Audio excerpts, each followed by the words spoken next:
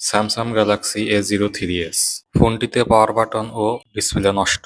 আসসালামু আলাইকুম। ফোনটি পাঠিয়েছে নরসিংদীর এক আপু। তো যেহেতু ফোনটির পাওয়ার বাটন কাজ করে না, তো আমি প্রথমে ফোনটিকে খুলে নিলাম। যেহেতু পাওয়ার বাটন কাজ করে না, তাই আমি মাল্টিমিটার দিয়ে পাওয়ার বাটনের লাইনটা সার্কিট বোর্ডে টেস্ট করে দেখলাম ঠিক আছে কিনা। সার্কিট বোর্ডে পাওয়ার বাটনের লাইন আমি ভোল্টেজ পাইছি।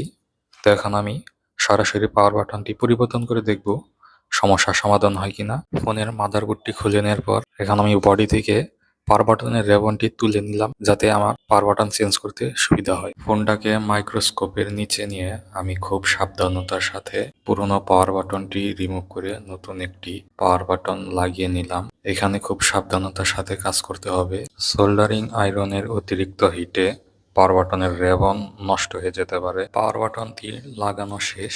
এখন আমি সার্কিট বোর্ডটি লাগিয়ে দেখব আমার পাওয়ার বাটনটি কাজ করছে কিনা। সার্কিট বোর্ডটি লাগানোর পর আমি পাওয়ার বাটনটি প্রেস করে ধরলাম। দেখতেই পাচ্ছেন ডিসপ্লেতে আলো আসছে। তো পাওয়ার বাটনের কাজ শেষ। এখন আমার দ্বিতীয় ধাপ হচ্ছে ডিসপ্লে পরিবর্তন। তো আপনারা পুরো ভিডিওটি দেখতে থাকুন কিভাবে স্টেপ বাই স্টেপ আমি ডিসপ্লেটি পরিবর্তন করি।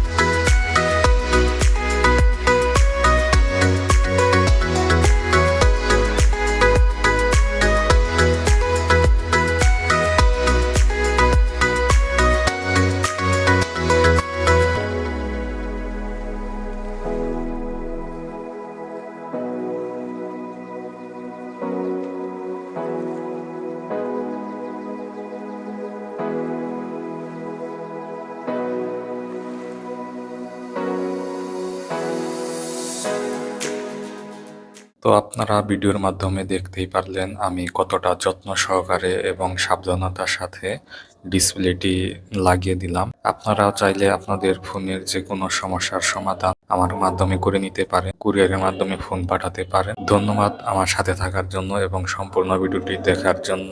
যদি আমার ভিডিওটি ভালো লেগে থাকে তাহলে অবশ্যই আমার ফেসবুক পেজটি ফলো করুন, আর যদি ইউটিউবে দেখে থাকেন তাহলে ইউটিউব চ্যানেলটি সাবস্ক্রাইব করুন। ধন্যবাদ।